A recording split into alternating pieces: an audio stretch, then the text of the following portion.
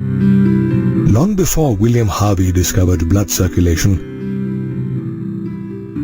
it was believed that good health was a result of the balance of certain humors like black bile, yellow bile, phlegm, and blood inside the body. Further, persons with black bile were supposed to have a hot personality and fevers. This hypothesis had to be disregarded when it was realized that even people with black bile and blood circulating inside their body had normal body temperature.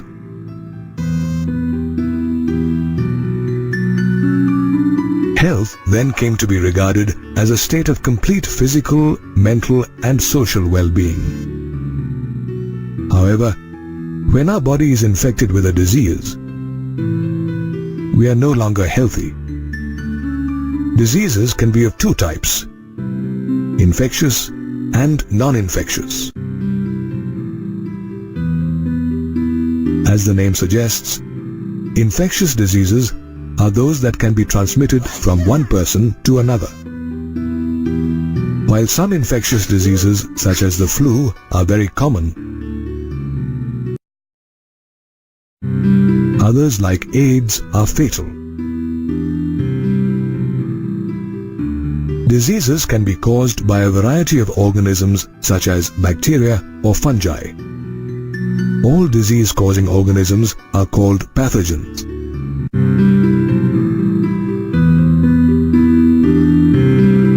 By that definition, all parasites are pathogens since they harm their host by living off them.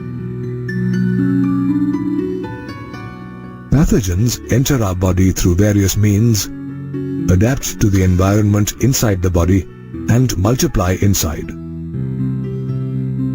They then interfere with normal bodily functions, causing either morphological or functional damage. Some common pathogens are bacteria, viruses, helminths, and fungi. The bacteria Salmonella typhi causes typhoid fever in humans. Usually, these bacteria enter the small intestine via contaminated food or water and migrate to other organs via the blood. Did you know that Typhoid Mary is a classic case in medicine where a professional cook called Mary Mallon caused several typhoid outbreaks through the food she prepared? This happened because Mary Mallon was a healthy typhoid carrier herself. She did not display any common symptoms of typhoid like high fever, weakness, stomach pain, constipation, headache, and loss of appetite. Typhoid fever can be confirmed by a Widal test. In extreme cases, typhoid can cause intestinal perforation and death.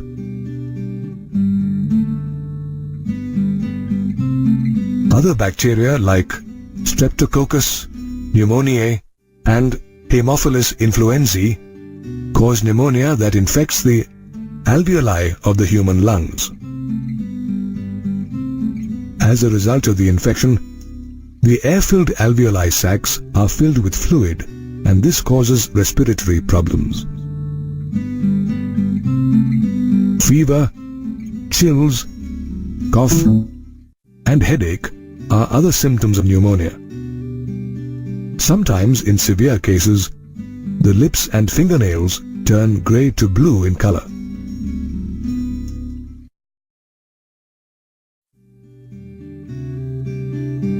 Pneumonia is so contagious that merely sharing glasses and utensils or inhaling droplets released by an infected person can spread the infection.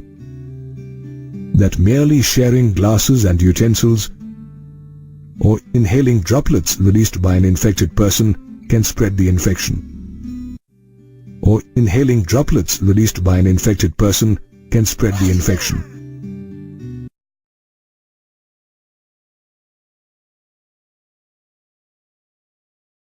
Dysentery, plague, and diphtheria are other diseases caused by bacteria.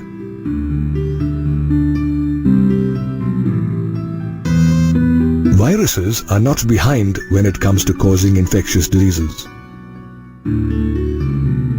Rhinoviruses are responsible for causing the common cold.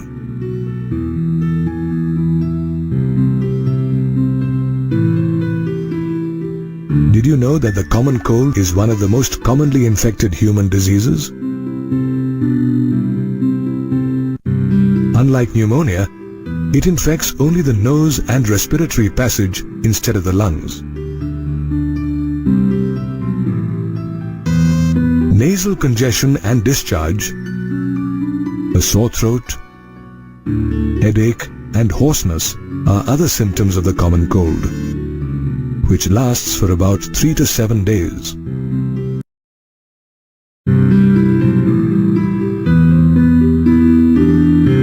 During this time, the disease can spread by inhaling droplets from a cough or sneeze of an infected person or through contaminated articles of the infected person,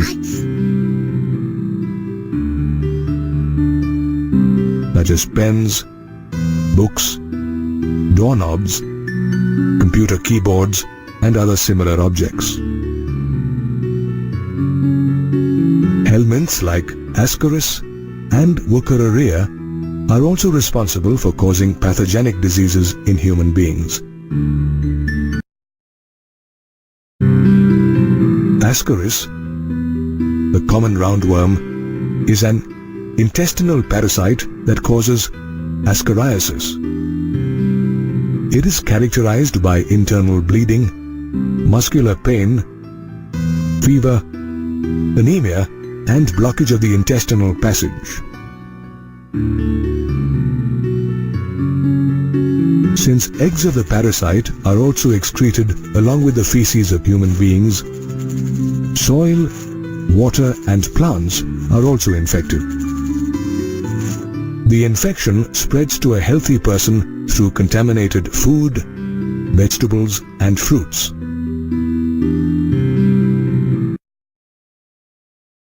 Wuchereria bancrofti is a filarial worm that causes a disease called elephantiasis or filariasis. Filariasis is characterized by chronic inflammation of the organs. The filarial worm occupies the lymphatic system, usually in the lower organs such as the legs, where they continue to live for years. The genital organs are often affected, resulting in gross deformities. Filariasis can be transmitted to healthy people by female mosquito vectors. A vector is an insect or any living carrier, such as female mosquitoes in the case of filariasis, that transmit infectious diseases.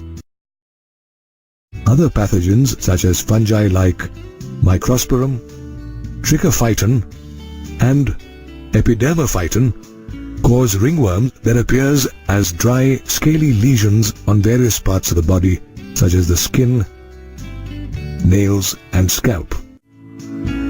These lesions also cause intense itching.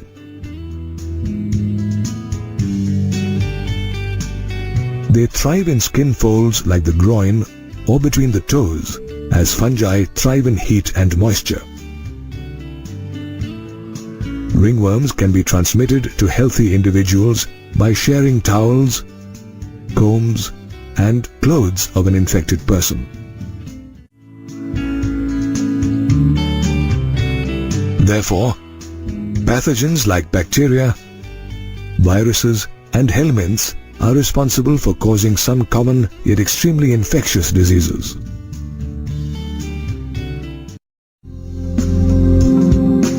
Of the many infectious diseases that exist across the globe, one that afflicts 40% of the world's population is malaria. According to the World Health Organization, or WHO, malaria kills a child every 30 seconds. Worldwide, It is estimated that there are 300 to 500 million clinical cases of malaria a year. Did you know that malaria is caused by a tiny parasitic protozoan called Plasmodium?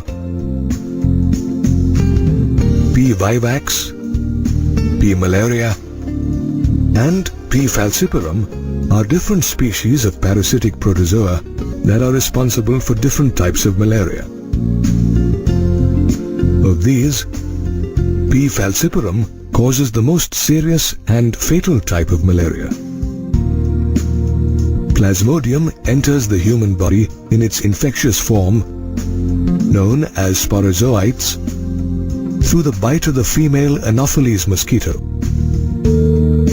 Sporozoites travel through the blood to reach the liver, where they initially multiply via asexual reproduction to form merozoites inside the liver cell.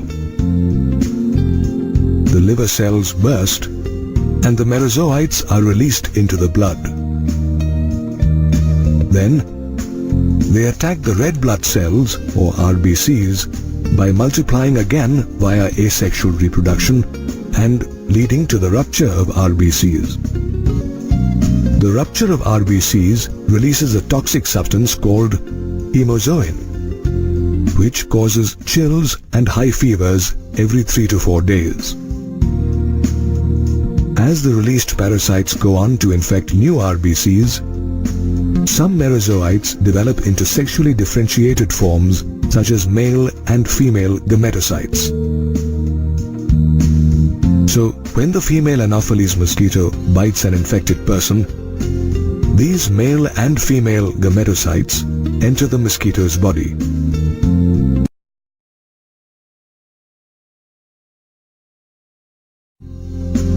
They further fertilize and develop inside the mosquito's intestine to form sporozoites. These sporozoites migrate from the intestine to the salivary glands of the mosquitoes, where they are then stored.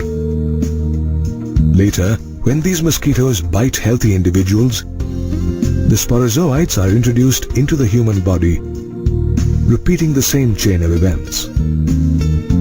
You may notice that the malarial parasite Plasmodium requires 2 hosts, human beings and mosquitoes, to complete its life cycle. The life cycle includes 2 phases, the asexual one in human beings and the sexual phase in the female Anopheles mosquito. Also, it is Plasmodium that is the cause of the malaria, while the female Anopheles mosquito merely acts as a vector or a transmitting agent. Apart from malaria, amoebiasis or amoebic dysentery is another disease caused by a protozoan called Entamoeba histolytica that lives in the large intestine of human beings. It is characterized by symptoms such as the discharge of blood and mucus in the feces, severe pain in the abdomen, and constipation. Houseflies act as vectors by transmitting the parasite from the feces of the infected person to food and water. It is by consuming such contaminated food and water that the infection is transmitted. Therefore, maintaining both personal and public hygiene is crucial for the prevention and control of several infectious diseases such as the common cold, typhoid, polio, and diphtheria. It is easy to take care of personal hygiene by keeping our body clean and consuming clean food and water. Public hygiene, however, requires proper disposal of waste and excreta, periodic cleaning and disinfection of water bodies like tanks, reservoirs and pools, and hygienic public catering services.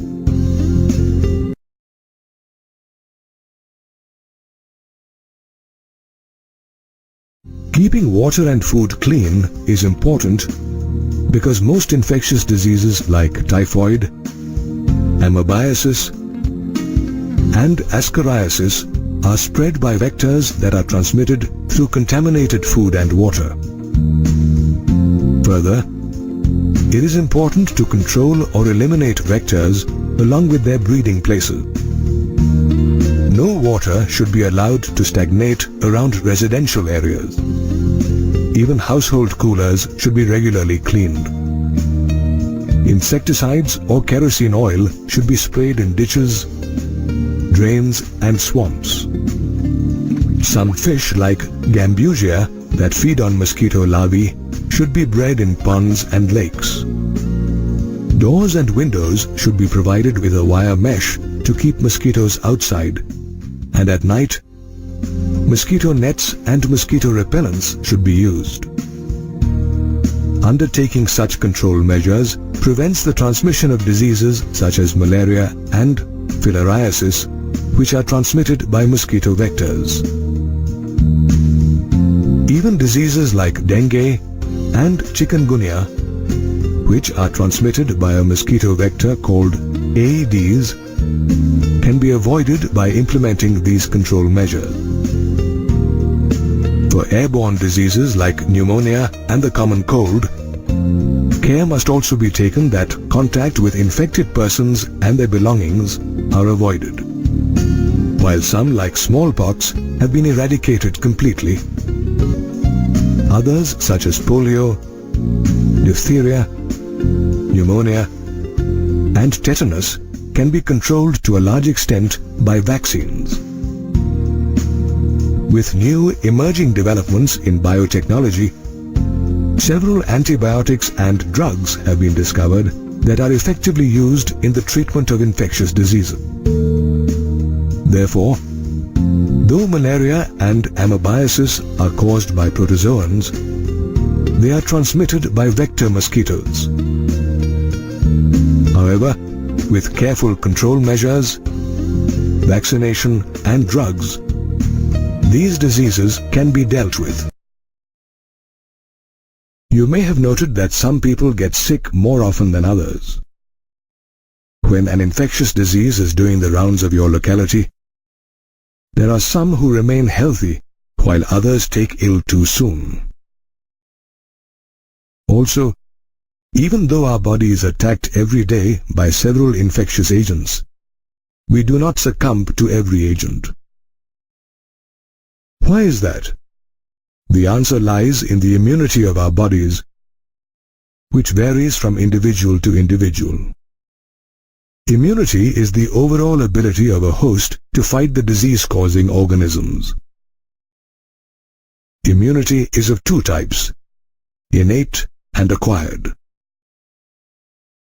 Innate immunity is something we all possess since birth. It is a non-specific kind of defense, which provides different types of barriers to the entry of foreign agents to our body. 4 different types of barriers are provided by innate immunity: physical barriers, physiological barriers, cellular barriers, and cytokine barriers. The skin on our body is the main physical barrier to the entry of microbes. The mucous coatings of the epithelial lining of the respiratory, gastrointestinal, and urogenital tracts inside the body are also physical barriers to microbes as they trap them.